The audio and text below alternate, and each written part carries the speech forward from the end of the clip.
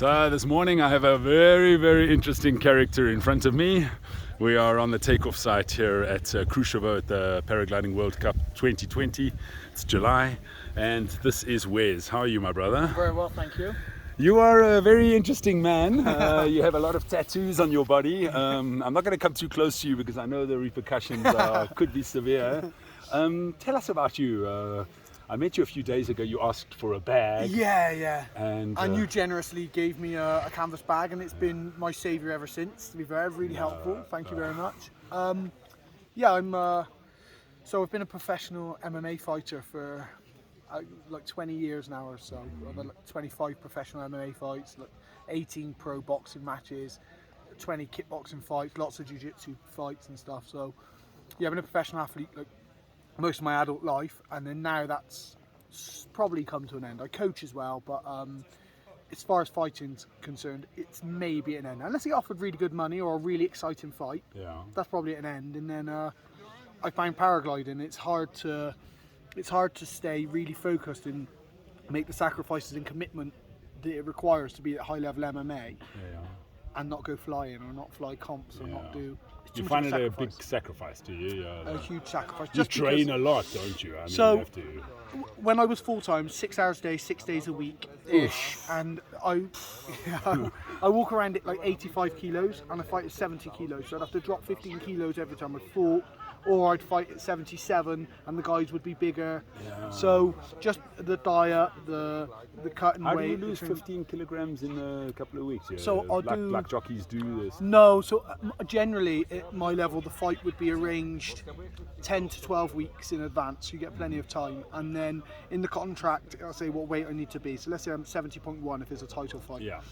From 85, I'll diet to about 80. 79, then the rest I'll cut with water. So I'll dehydrate, so water loading and then dehydration. And that's when they weigh you, and after that then you can drink some water. Yeah, and, generally I would fight main event, co-main event, so I get quite a long period. So I'd probably about 30 hours to rehydrate, which still isn't really enough unless you can put an IV in. It's really not enough to get punched in the head multiple times after that sort of dehydration, but that's the game. Well, I'm not somebody who can take even a single punch. I'm just like such a wussy for pain. And, you that's just get conditioned. Like people think, like people say to me about being like hard or tough. Like I know, and I teach some really hard men. I don't consider myself to be that. I'm quite technical. Not at all. I mean, you come across as such like a gentle bear. You know, I would never guess you're an MMA fighter. Yeah. Okay, your ears give it away. But yeah, the ears, the bent nose. But yeah, I don't.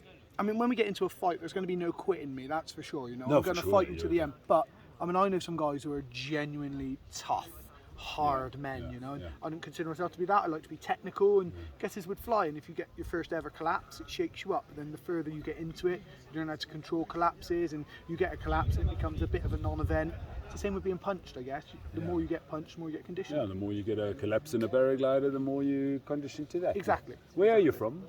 Bristol, England. Okay, you got that kind of what do you call it, northern or late? No, it's like southern, like a southern.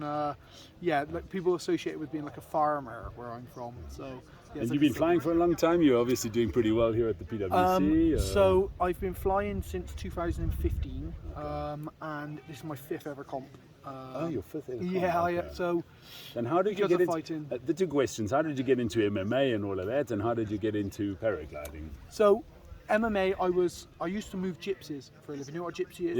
In the film Snatch and stuff. Yeah. So I used to be the guy. Pikeys, the Pikeys. I'd be the guy who'd turn up and tell them they had to leave. Okay. So then you obviously, they said, screw you, we're not leaving. Yeah, and then it would go one of a couple of ways, you know, and then I was a judo black belt, and one of my friends said, I've got one of those cage fights, because it was not MMA then, it was so long ago, it was like 2002, and he said, can you help me train on the floor?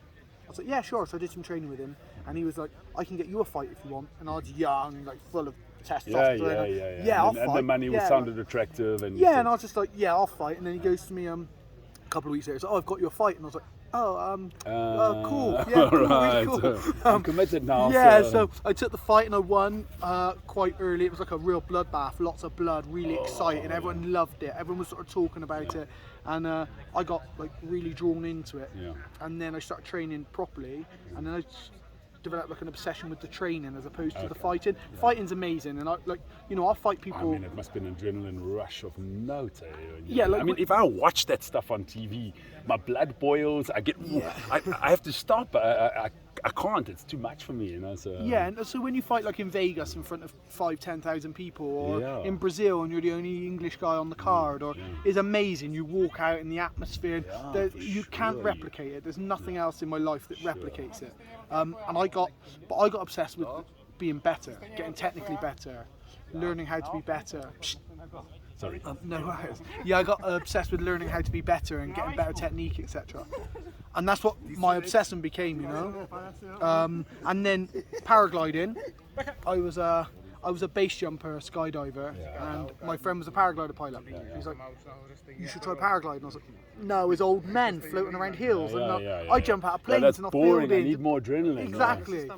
And so I went with him one day to ground handle, and I ground handled his wing, and that was it. I was obsessed. And then I found out you could do cross country. As soon as I found out you could do cross country, I was like, just like, this sounds very interesting. that's me. And then I saw the X Alps, and that's how I ended up doing the X Pier. Okay. And how did you do there? I don't know what place I finished at. I got to Kriegel finished it in 5 days, let's say, and I was like halfway at that point. It's like, but that was more like a personal thing as opposed to like trying to compete. Yeah, for sure. And I did that, and I'd done well in the Brits before at comp flying, and this more suits me. This comp flying really suits me. Like turn up. Oh, you're a a competition person. You didn't know it before you had your first cage fight, as your friend proposed to you, and then you said, "Okay, I try it," and now you are knowing that competition paragliding is also great. Yeah, like it's that competitiveness. What do you love about that I it? thrive on, It's that, and what I love the race is on the day with your friends and drink a beer it's afterwards. I'm always sort of competing with myself as opposed to everybody else. I mean, the gaggle are there, and you're like, obviously you want to win, but it's not that I want to win to be better. I want to win because someone can win. So if someone can win, why is it not me that's winning? That's how I think about it. And I love as well that I'm right down the pecking order. I have lots to learn. I have an apprenticeship to do, and I love that. I don't want to be the guy who's doing consistently well, and so I want to earn that. I want to work for it. I want to make mistakes, and I don't want someone to come to me and say, "Here's the magic recipe." Yeah. I want to find all the ingredients one by one and put them together. Beautiful, man. So that's what I love about it. I just love that it's 0 to 0 in this game. One mistake, and you're the guy who's at the bottom of the stack, looking at everybody. I love that. Yeah. Beautiful, man. I knew we would have a very nice chat here. I want to know much more about you. Family? Do you have a... I have a daughter who's 21. Oh, never. Yeah. I was really young when I had her. Okay. And then so I'm a granddad. She has a no child who's way. a year old. Oh, yeah. Geez, how old are you? 38. So 38, and you're granddad. Well done. Yeah, if you have kids when you're 17, you've got to expect to maybe be a granddad in your 30s, right? Apart from that, I have a golden eagle. Like I fly birds of prey. So... You showed me on your profile picture is this picture of this golden eagle. Yeah. Beautiful, man. That's what I've been doing longer than anything. Since I was 13, I've had birds of prey. Okay. And your dad got you into that? Or? No, no one in my family. I went to a local show, and they had a bird of prey there, and I got fascinated. And I said to my granddad, I was like, "I'm going to have one of them," and then just stuck with the obsession. Yeah.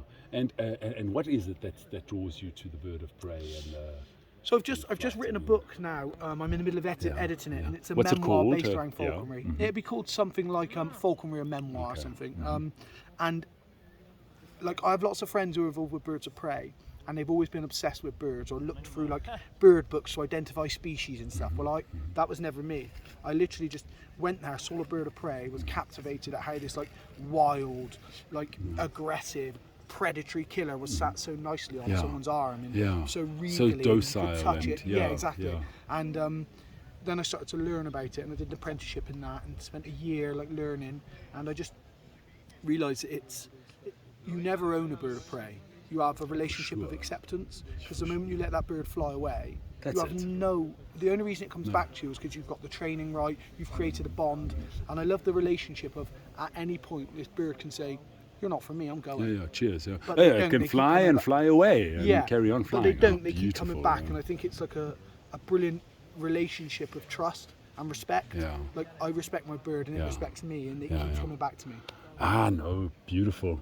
I look forward to reading your book, Wez. Thank you very much. No, I'll give you a absolutely signed copy great. when it's done. No, absolutely. I also write a book. I'm busy with a big book that I've been busy with since I'm 23 years old, called The Brighter Side of Life. Yeah. It's also a bit of a memoir of my life, coupled with a motivational, maybe a small recipe for how to find our happiness, something like that. Wow. I look forward to reading that one as well. No, that's a hell of a book, but that's not finished yet. That's still a big work.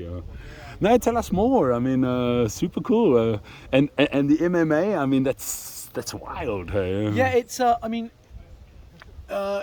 People see it, and obviously it's people elbowing each other in the face and kneeing people in the face and punching people and arm locking people and breaking up. It's all of those. It is all of those things, and people see that and they associate it with like there's like a persona that should go with it. And I sort of, you would think that, I got a bald head, I've got a big beard, cauliflower ears, and people assume you're gonna be this cage fighter from who they knew 10 years ago, But the sport has transcended.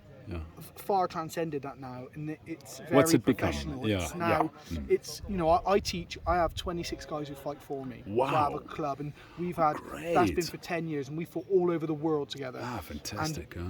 We're like our club is known for being fun, a laugh. It's everyone's equal. Whether you're the top pro in the gym or the lowest amateur, you're all on the mat. You're equal.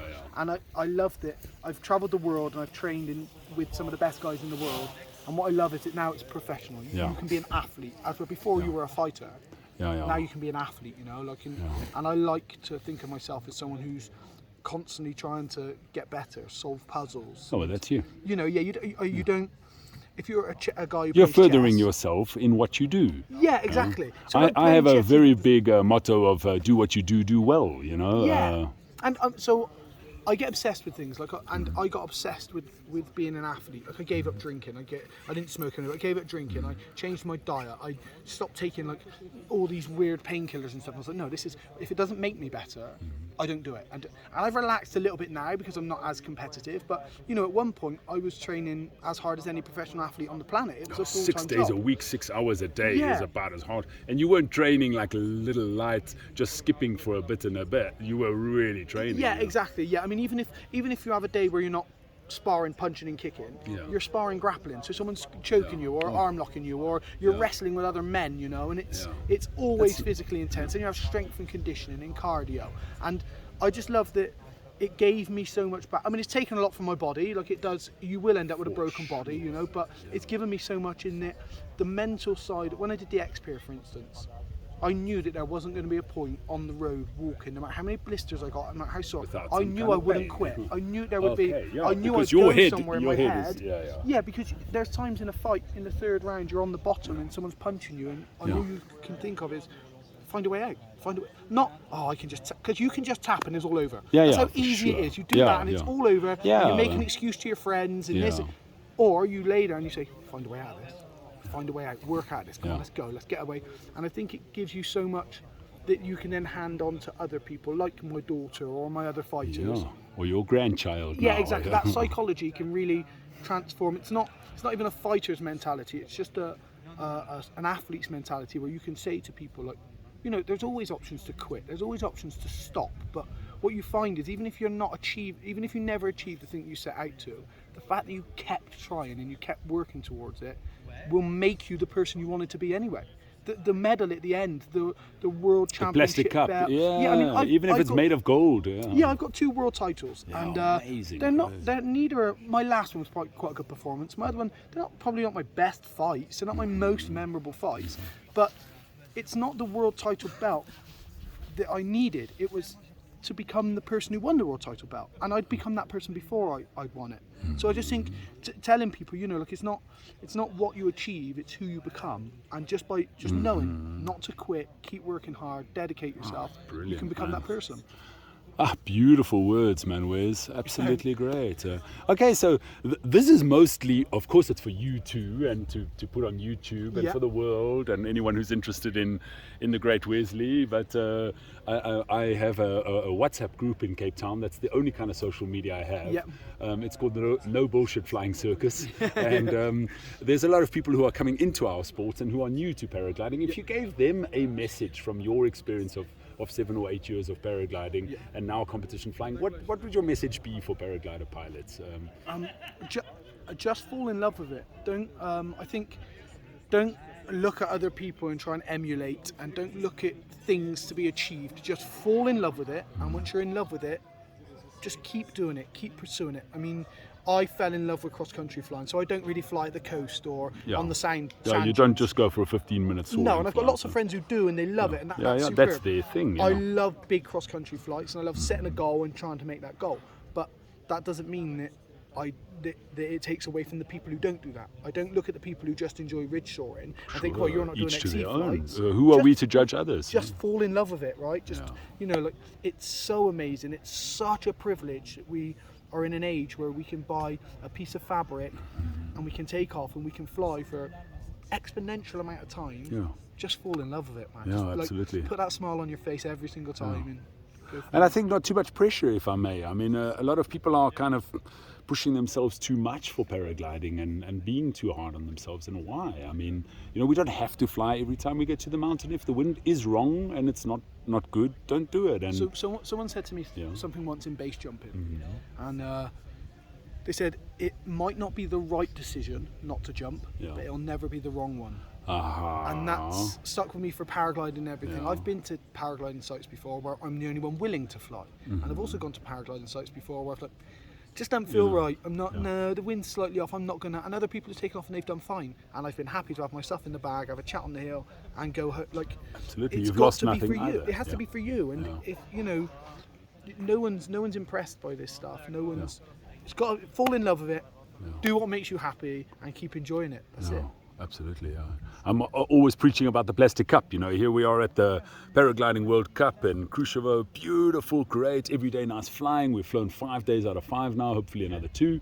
And a new task today, new waypoint to another place. It should be absolutely great. I mean, just do what feels right for you, Yeah, I mean, because it's amazing just being here. Like, it's amazing flying in this group of people. It's incredible if you do well, and but it's equally as incredible. I always say there's one winner, whoever wins the task. All of us are losers after that. Yeah. So absolutely. You might as well enjoy the flight, because only one person's going to win the day. So if you're not that person who's won the day, it doesn't matter if you've come second or 35th. You just enjoy the flight then, right? So as long as you're pushing and you're trying to do well, enjoy it, love it. Yeah, absolutely. I'm not that I'm in a position to give anyone advice on how to fly comps. No, but please, but it's fine. I mean, I've had my heyday. I've flown great in the past, won this and that and whatever. I have no aspiration to be the world champion like Russ.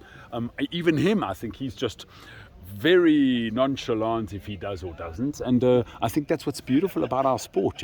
People come from everywhere. You are such a colourful character. I've never met somebody like you, and but here you are paragliding. I had to do this interview. I think it's been absolutely great. Thank you very much. No, it's a privilege. Thank you. It's me.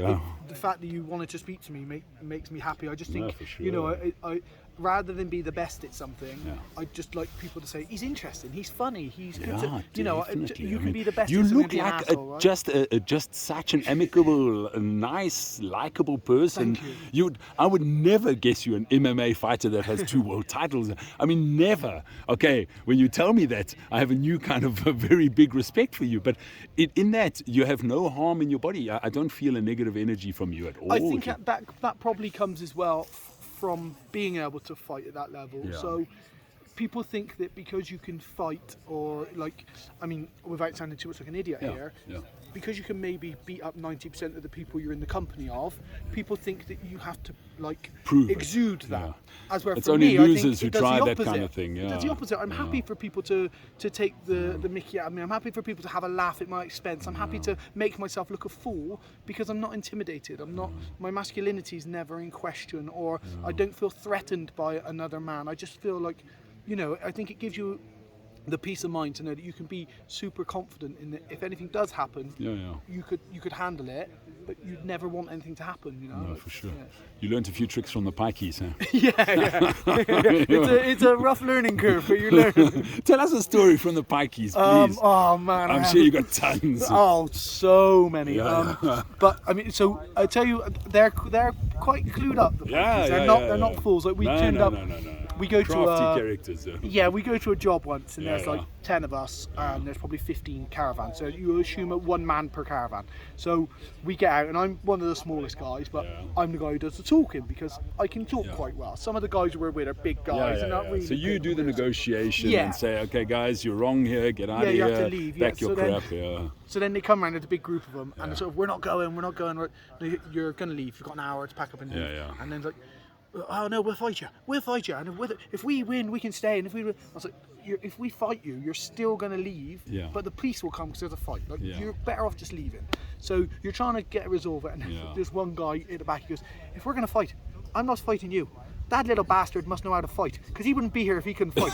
I'm going to fight the big bastard over there. And they're Yeah, smart. they're you know? calculated, They're not yeah. scared of the big guy. They're like the big guy over there. I'm scared of the little guy because he must know. And I thought, that sums them That's up. good. They're quite clued up. Yeah, you know? they're quite cool. Yeah, and it can be really bad. We've had shotguns pulled on us and.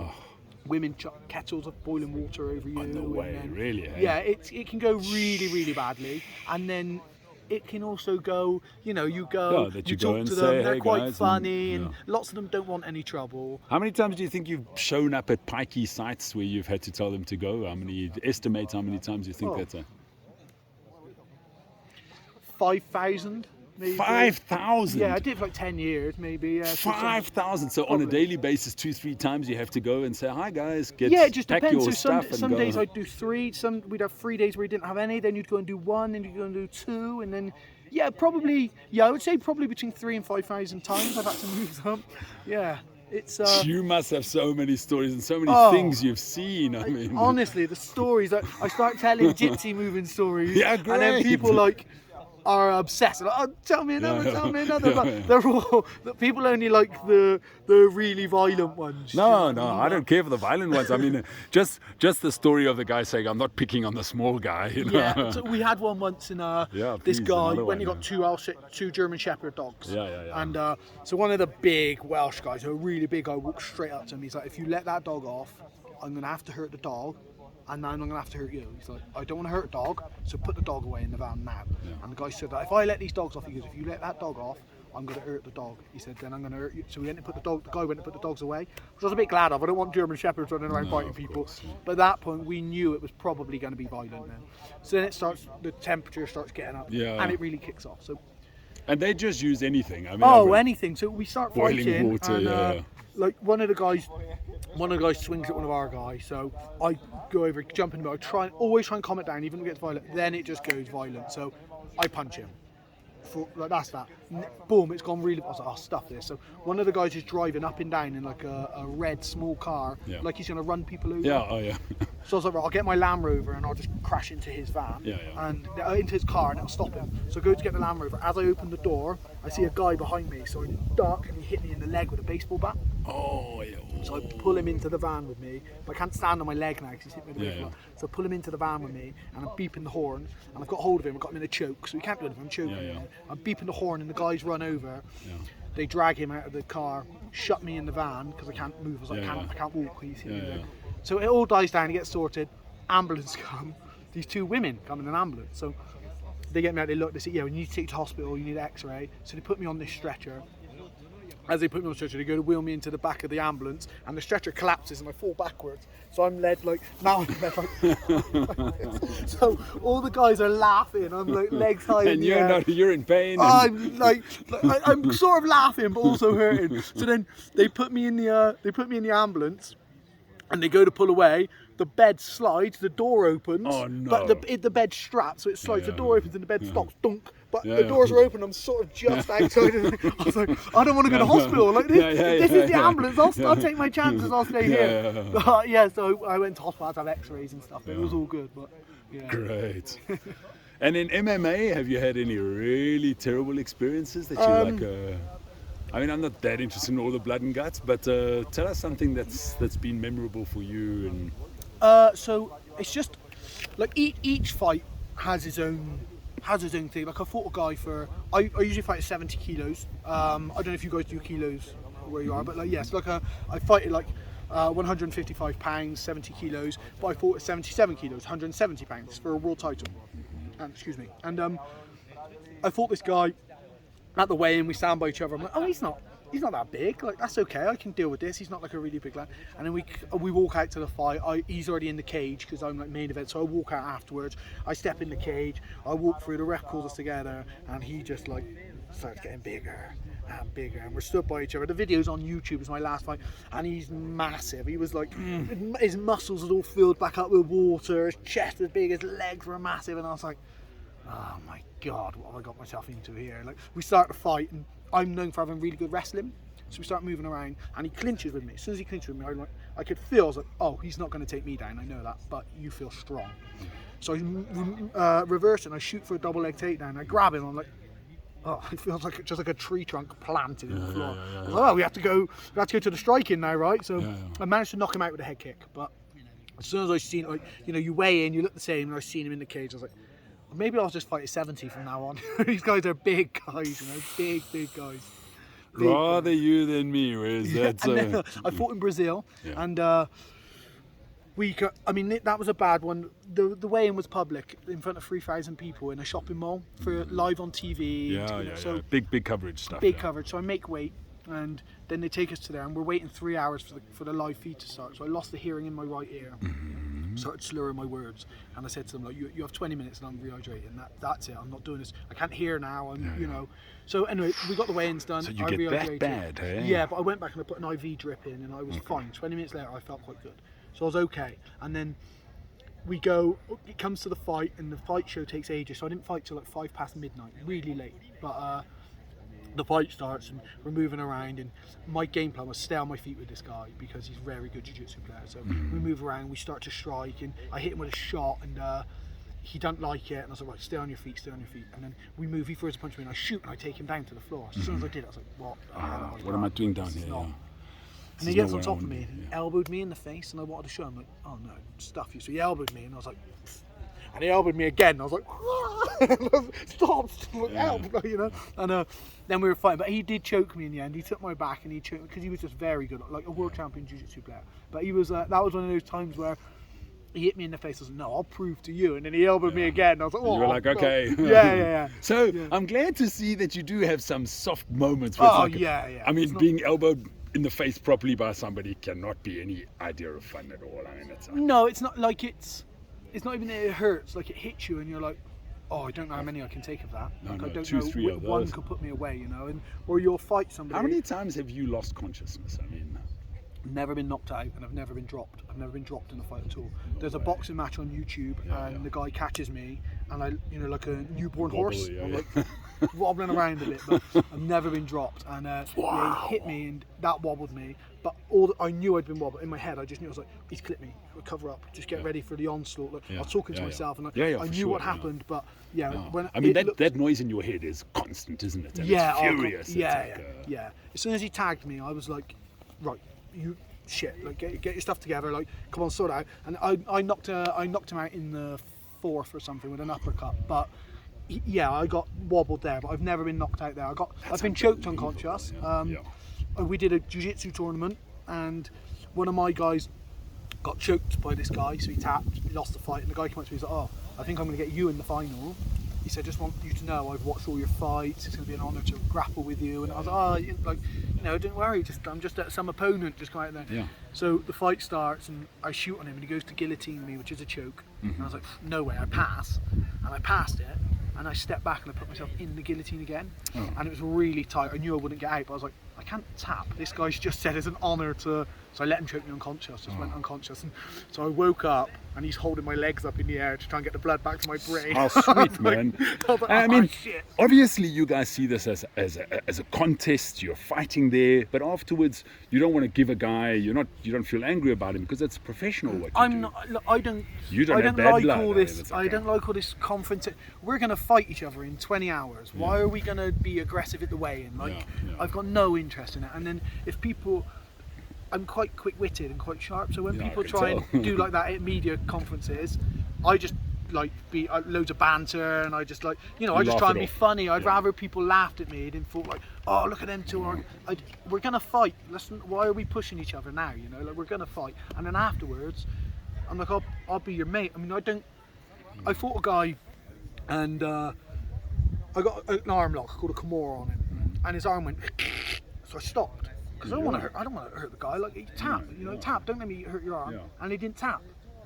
Well, you might escape, so I put it on a bit further, and he's like, and I stop again because I'm like, dude, your arm. Do you know what I mean? I was like, I looked at the ref. I was like, are you gonna stop it? And the guy who I've got in the arm lock just still wouldn't tap. So I had to break his arm. Like, and afterwards, he's never fought since. Like, that was his last ever fight. And afterwards, he's like, oh yeah, like I didn't want to tap. I was like, I didn't want to break your arm, but like, what did you leave? You didn't give me a choice. The ref wouldn't stop it, and you wouldn't tap. I said, no, I know, it was stupid, and because I felt sorry for him then. I'm like, because lots of these guys, you still have to work. A lot of these guys still have to work, have jobs. So even if it's just teaching. And there's such a thing called karma at the end of the day too. Yeah, and I'm like, but at the same time, I don't want to lose a fight because I was nice to someone. Yeah, I know, for sure. So, yeah, you're not very nice in the ring when it comes to. It's a fight. Right? It's a fight, and man. we both signed a contract. We know. And there's it's not like the old days of wrestling where the guys wore those porno pants. I mean, you have to. That was a show. I mean, come on. That was that was all rehearsed, and then Joe's going to take out Steve, and then Steve's going to jump on Big Mike, and then it's going to be this and that. Yeah. This is not that. I mean, no, exactly. There's no rigging here, is there? No, look, in a fight, I'll fight you, and okay, my eye might be cut, my nose is going to be broken, I might fracture my cheekbone, or all of these things. You might choke me unconscious. That's fine. But if you're going to break my arm, I'm going to tap. Yeah, because the consequences are too big. I can't paraglide. I can't fly my eagle. I can't. For sure. And when, let's face it, when a bone is broken, like you say, you're probably your bones and your body has taken such a smack that by the time you're 80, you might be a crutched over. I'm sorry to say this, but no, that's I mean, reality. even pushing speed bar on these tasks, sometimes I can't land on my feet. I have to slide in on my feet. Yeah, because my knees are so bad. Yeah, my knees are so bad from all the jiu-jitsu. Like yesterday, I slid into goal on my feet because I can't base down because my knees hurt so badly from pushing the speed bar. Hectic. So I think, like, as soon as your arm's broken, the fight's over anyway. So I might as well just tap before my arm gets broken. If I know you've got me, I don't like. You're a realist. You're not somebody who's like dreaming. It's ego. It's ego. Well, I didn't tap out my arm broken. Okay, well, I can still like drink. Like, I can still eat. I can still go paragliding. I didn't have my arm broken, and we both lost. Like, I don't. Makes no sense to me. Jeez, Wes, it's unbelievable listening to you. Hey, great. We are from such different worlds, you know. And if you ever don't want to be an MMA fighter again, and I can tell from your tone that, you know, the future of what you're doing is going to be more training. And so, if I'm not mistaken, you can always be a clown like I was. You know, it would suit you perfectly. So people say, I don't care if people think I'm good looking. I don't care if people think I'm you don't care about what people think about you, which is great. As long as you think I'm funny. If you think I'm funny, I'm you happy. are if you bloody like, funny, if you think, mate. I like to spend time with Wez because he's funny. That's all. I'm happy with that. You know? No, you are. I mean, you come across like when, as I said, when I heard you're an MMA fighter, and so somebody told me that, I'm like, never. The guy's far too funny to do that. You know? Yeah, that's what I like. And I mean, look, on my podcast, I have a podcast, and on my podcast, I like such a diverse people. Like, I have neuroscientists have been on, or like pharmacologists, or paraglider pilots, or basic everyone. Because I just think. Do you have a theme on your podcast? What are they called? Where can we find them? It's called the 831 podcast. So I have the numbers on my glider are 831. Oh, 831. I have tattooed on my back 831. Yeah, where does it come from? 8 letters, 3 words, 1 meaning. I love you. Oh, so I used to write it in my daughter's cards when she was young and stuff. So I've had it on all my fight shorts. I've never fought without it, and it's now my number for the PWC. And so it's the 831 podcast, and there's no theme. No script, no theme. I talk to people. Like when York had his accident, he came on and we spoke more about his accident, his recovery. And then Russ has obviously been on, his jockey. And you've got to have those interesting characters. You know? And I've had MMA fighters and neuroscientists, and you know, like I just like if you're really passionate and interested in beetles. I want to talk to you. I want to know what it is that you love, because I'm missing something here. Tell me. Or if you're an astronomer and you like stars, I want you to teach me about stars. And you know, I love talking to people who are just passionate about what they like. So I want to tell you something, Wes. I have a firm belief. I have a lot of theories about a lot of things, and one of them is that we've got 2 kinds of people in the world: curious people and the rest. Yeah. Okay. And the rest fall into a spectrum from insolent, ignorant, couldn't care less, to fig jam. Yeah. And fig jam stands for, if I'm good, just ask me, you know. The people who know everything, you don't have to tell them, but they're probably the biggest fools on the planet. And you and I are curious people. That's why we're here. That's why we're doing this. That's why you've podcasted. I have a series of podcasts. I've also done Russ and Jockey and Robbie Whittle. You won't know him, but I know Robbie. yeah, you know Robbie. Okay, great.